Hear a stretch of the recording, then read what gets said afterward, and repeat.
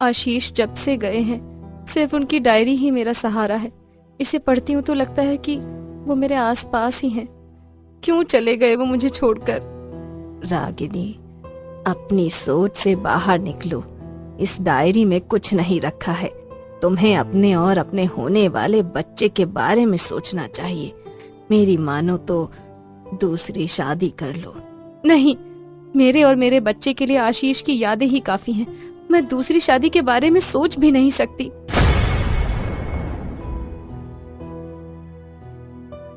माँ, मैं ऑफिस के लिए निकल रही हूँ। मुझे देर हो रही है। ऑफिस के पहले दिन ही लेट नहीं होना चाहती।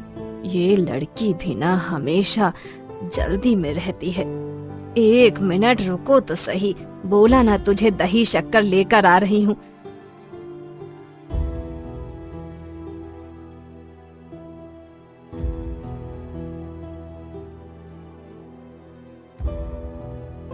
Best of luck. रागिनी मुस्कुराते हुए अपनी माँ के गले लग गई और बोली, जिसके पास आप जैसी माँ हो उसका लक हमेशा अच्छा ही होता है।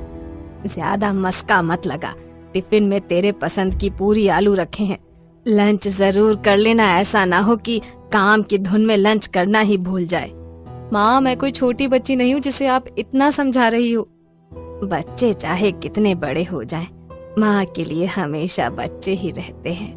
MBA की पढ़ाई पूरी करने के बाद रागिनी अपने लिए अच्छी जॉब की तलाश कर रही थी। आज उसकी तलाश पूरी हो चुकी थी। उसे शहर के नामी फार्म में असिस्टेंट मैनेजर की जॉब मिली थी। इस जॉब के लिए वो बहुत ज्यादा एक्साइटेड थी।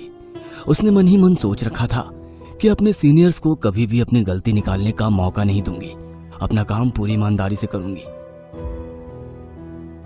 वो ऑफिस पहुंचकर एंट्री रजिस्टर पर साइन करने लगी तो पीछे से एक आवाज आई, मिस रागिनी, आज आप पूरे 10 मिनट लेट हैं। रागिनी ने पीछे मुड़कर देखा तो लगभग 5 फीट 10 इंच का लंबा खूबसूरत नौजवान लड़का खड़ा था, जिसकी आंखों पर ब्लैक शेड्स लगे थे और हाथों में एक डायरी थी। आपका ऑफिस में पहला दिन है, इसलिए आपको बता देता हूँ, मुझे लेट आने वाले लोग बिल्कुल भी पसंद नहीं है। व्यक्ति को समय का पाबंद होना चाहिए। रागिनी 2 पल के लिए तो उसे ही देखती रह गई। वह शख्स मुस्कुराते हुए वहां से चला गया। रागिनी एंट्री रजिस्टर पर साइन करके वहां बैठी हुई रिसेप्शनिस्ट से कहा, hello, my name is Ragini Shah. इस ऑफिस में असिस्टेंट मैनेजर की पोस्ट पर अपॉइंट हुई हूँ। क्या इनके बारे में जान सकती हूँ? कौन है ये? हेलो मैम, मेरा नाम निधि है। किसके बारे में पूछ रही हैं आप? वही जो अभी यहाँ खड़े थे। अच्छा, आप आशीष सर की बात कर रही हैं। वो इस ऑफिस के सीनियर मैनेजर हैं। उनसे मिलकर आप इतनी बात तो जान ही गई होंगी कि कोई लेट आए तो उन्हें पसंद नहीं है। ऑफिस में काम करते हुए रागिनी आशीष की बातों से और ज्यादा इंस्पायर हो रही थी। वह मन ही मन उसे पसंद करने लगी थी। मगर आशीष हमेशा खुद की दुनिया में खोया रहता था। वह हर वक्त अपने पास एक डायरी रखता और जरूरी बातें उसमें नोट करता था। सर, आजकल तो इतने गैजेट्स आ गए हैं, आप जरूरी बातों को रिमाइंड रखने के लिए उनका इस्तेमाल क्यों नहीं करते? क्योंकि वो खुद आपको ये बात समय समय पर रिमाइंड करा देंगे। डायरी तो आपको खोलकर देखनी होगी। मिस रागिनी, आपकी बात सही है, मगर जरूरी तो नहीं कि हर वक्त इंसान गैजेट से घिरा रहे। बचपन से लेकर आज तक ये डायरी हमेशा मेरा साथ बखूबी निभाती आई है। आशीष रागिनी के काम करने की स्टाइल से बहुत ज्यादा खुश था। रागिनी हर काम परफेक्ट करके उसे देती थी। आशीष हमेशा अपने दूसरे कलीग से उसकी बड़ाई करता था। उसके काम करने के ढंग से इम्प्रेस होकर आशीष अब रागिनी को ऑफिस के हर जरूरी प्रोजेक्ट में अपने साथ रखता था। हर वक्त एक साथ रहने के कारण धीरे धीरे वे दोनों एक दूसरे के करीब आ रहे थे, मगर इसका इजहार कोई नहीं कर पा रहा था। दोनों के चुप चुप से प्यार करने का पता ऑफिस में सबको चल चुका था। सब कोई रागिनी को चिढ़ाने लगे थे। अब तो तुम जैसे भी आओगी तो भी आशीष सर को कोई प्रॉब्लम नहीं है। बस तुम ऑफिस आया जाया करो, वरना सर का मन काम में नहीं लगता। अपने कलीग से ऐसी बातें सुनकर रागिनी शर्मा जाती और मुस्कुराती, मगर कुछ बोल नहीं पाती। दोनों एक दूसरे से प्यार का इजहार करने का मौका ढूंढ रहे थे। जल्दी ऑफिस में एक नया प्रोजेक्ट लॉन्च होने वाला था। सभी उसकी तैयारियों में लगे हुए थे। रागिनी और आशीष ने तो दिन रात एक करके उस प्रोजेक्ट पर बहुत मेहनत की थी। प्रोजेक्ट फाइनल होने से लेकर उसके एडवर्टाइजमेंट, सेलिंग और मार्केटिंग स्ट्रेटेजी दोनों मिलकर बना रहे थे। जल्दी उस प्रोजेक्ट के लॉन्च की पार्टी थी। आशीष और रागिनी एक प्रेस कॉन्फ्रेंस में अपने प्रोडक्ट की डिटेल बता रहे थे। प्रेस कॉन्फ्रेंस खत्म होने के बाद आशीष ने रागिनी को रुकने को बोला और हर वक्त खामोश रहने वाले आशीष ने खुद आगे बढ़कर रागिनी को प्रपोज कर दिया। वह रागिनी के सामने घुटनों के बल बैठा था। उसके हाथों में खूबसूरत सी डायमंड रिंग थी। वह रागिनी की ओर बढ़ाते हुए बोला, क्या तुम मुझसे शादी करोगी? एक पल के लिए तो आशीष का प्रपोजल सुनकर रागिनी को लगा कि वो सपना देख रही है। रागिनी ने बड़ी खुशी से हाँ कर दी और आशीष ने उसे रिंग पहना दी। आशीष, मुझे तो लगा था कि तुम कभी मुझे प्रपोज करोगे ही नहीं, क्योंकि तुमने कभी मुझसे ऑफिस और उससे जुड़ी बातों के अलावा कभी कोई बात नहीं की। क्या करूं, मुझे अपनी फीलिंग शेयर करना नहीं आता, मगर तुम्हें जानकर हैरानी होगी कि जब से तुम मिली हो तुम्हारी एक एक बात मैंने अपनी डायरी के साथ शेयर की है। ये डायरी हम दोनों के प्यार की निशानी है। जो बात तुम्हें मुझसे कहनी थी वो तुम इस डायरी को बता रहे हो, तो ऐसा करो अब शादी इस डायरी से ही कर लेना। दोनों के घर वाले भी इस रिश्ते से बहुत खुश थे, मगर रागिनी की माँ को एक बात खटकती थी।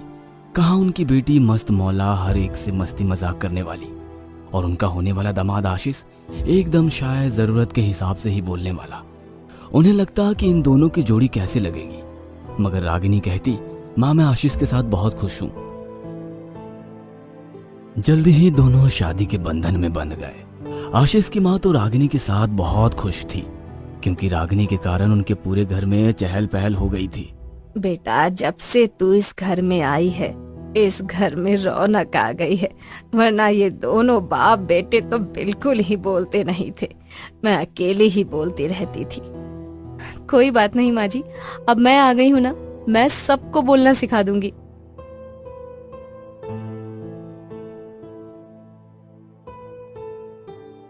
कुछ दिनों के बाद अब जब दोनों पूरे समय साथ रहते थे तो रागिनी को आशीष का कम बोलना अखरने लगा था। आशीष अपने मन की बात रागिनी से ना कहकर हर रोज डायरी में लिखता था, इसलिए रागिनी आशीष को बहुत हद तक अपने हिसाब से बदलने की कोशिश करने लगी थी। आशीष, ये डायरी तो मेरी सौतन बन गई है। जब देखो तुम इस डायरी में ही लगे रहते हो। पहले तुम कहते थे कि अपने मन की बात इसमें लिखता हूँ, मगर तुम अब अपने मन की बात मुझसे कर सकते हो ना, फिर क्यों ये डायरी लिखते हो? रागिनी माय लव, तुम खामोखा इस बेजान सी डायरी से जलन फील कर रही हो। तुम मेरा पहला लव हो और हमेशा पहला ही रहोगी, मगर ये डायरी मेरा पैशन है, इसके बिना मैं नहीं रह सकता। आशीष की बातें सुनकर रागिनी नाराज हो जाती है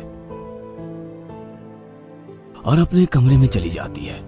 आशीष अपनी डायरी लिखकर अपने कमरे में आता है और रागिनी को मनाने की कोशिश करने लगता है। अभी आकर बहला रहे हो, जाओ अपनी डायरी के साथ ही सो जाओ। आशीष उसे अपनी बाहों में लेकर मनाने लगता है।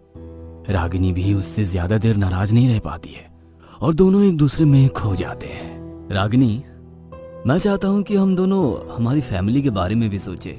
अभी हमारी शादी को 1 महीना भी नहीं हुआ है और तुम फैमिली के बारे में सोच रहे हो? अभी तो ये समय हम दोनों के साथ बिताने का है। अरे साथ बिताने को तो पूरी उम्र है, मगर मैं चाहता हूँ कि जल्द ही इस घर में एक नन्हा सा मेहमान आ जाए, ताकि तुम्हें उसके साथ अकेला फील ना हो। मैंने हम लोगों के लिए ऊटी के टिकट कराए। 1 मंथ के लंबे वेकेशन पर हम दोनों वहां जा रहे हैं। मुझे पूरी उम्मीद है कि इस लंबे वेकेशन के बाद हमारी फैमिली में एक नन्हे मेहमान की आहट आ जाएगी। रागिनी भी मुस्कुराकर दोबारा उसकी बाहों में खो जाती है।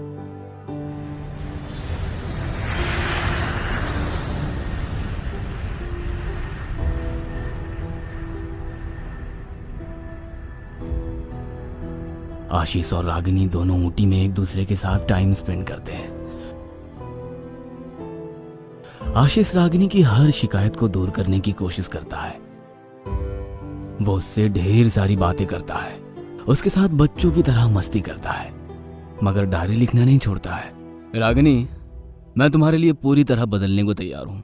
अब तो तुम मेरे साथ खुश हो ना? आशीष, अब हम दोनों एक हो चुके हैं। दोनों ने एक दूसरे को उसकी कमी और खूबी के साथ अपनाया है। 1 महीने के लंबे वेकेशन के बाद जब दोनों घर लौटते हैं तो रागिनी अपने प्रेग्नेंट होने की खुशखबरी अपने घर वालों को देती है। तो आशीष की माँ खुशी से झूम उठती है और रागिनी की नजर उतारते हुए बोलती है, आज शायद मुझसे ज्यादा खुशनसीब और कोई नहीं होगा। इतनी बड़ी खुशखबरी मेरे तो पैर जमीन पर नहीं टिक रहे। आज से तेरा ऑफिस जाना बंद, घर पर आराम करो। रागिनी और आशीष भी बहुत खुश थे, मगर उनकी खुशियों को किसी की नजर लग गई। एक रोज ऑफिस से लौटते वक्त आशीष की कार का एक्सीडेंट हुआ। एक्सीडेंट इतना घातक था कि गाड़ी पूरी तरह चकनाचूर हो गई थी। आशीष की हालत भी बहुत नाजुक थी। डॉक्टर ने अपनी पूरी कोशिश की, पर कोई फायदा नहीं हुआ और आशीष रागिनी को अकेले छोड़कर इस दुनिया से चला गया। रागिनी को तो विश्वास ही नहीं था कि आशीष उसे इस तरह अकेला छोड़कर चला जाएगा। उसे लगभग 1 से 1.5 महीना लग गया था खुद को संभालने में। सभी घर वाले उसे दूसरी शादी करने को बोल रहे थे, मगर उसने साफ साफ मना कर दिया। एक दिन जब वो अलमारी साफ कर रही थी तो उसके हाथ आशीष की डायरी लगी, जिसमें आशीष उसके बारे में लिखता था। तभी उसकी नजर एक पन्ने पर पड़ी और वो हैरान रह गई। अब वो रोज डायरी निकाल कर पढ़ती और खुश हो जाती। आशीष की माँ अपनी बहू को नॉर्मल होते देख बहुत खुश थी, मगर उसे उसके भविष्य की चिंता सता रही थी। इसलिए एक दिन आशीष की माँ उसके पास आई और उससे दूसरी शादी के बारे में बातें करने लगी। माँ, जब मैं एक बार बोल चुकी हूँ कि मैं दोबारा शादी नहीं करूंगी, तो क्यों सब लोग मेरे पीछे पड़े हो? आशीष जब से गए हैं सिर्फ उसकी डायरी ही मेरा सहारा है। इसे पढ़ती हूँ तो लगता है कि वो मेरे आसपास ही हैं। रागिनी, अपनी सोच से बाहर निकलो। इस डायरी में कुछ नहीं रखा है। तुम्हें अपने और अपने होने वाले बच्चे के बारे में सोचना चाहिए। मेरी मानो तो दूसरी शादी कर लो। नहीं, मेरे और मेरे बच्चे के लिए आशीष की यादें ही काफी हैं। मैं दूसरी शादी के बारे में सोच भी नहीं सकती, क्योंकि आशीष कहीं गया नहीं है, यही मेरे पास है। पागल हो गई हो तुम। हाँ, मैं पागल हो गई हूँ, मगर अब मैं दूसरी शादी के बारे में नहीं सोच सकती। अब ये डायरी ही मेरा सब कुछ है। क्या तुम रोज यही डायरी पढ़ती रहती हो? हर दिन ऐसा क्या नया पढ़ने को मिलता है इसमें तुम्हें? गुस्से में आकर आशीष की माँ ने वो डायरी छीन ली और जमीन पर फेंक दी। तब उसके पन्ने खुले तो देखा कि आशीष ने अपने और अपने होने वाले बच्चे के लिए जो ख्वाब देखे थे वो लिखा था और डेट आज की ही डाली हुई थी।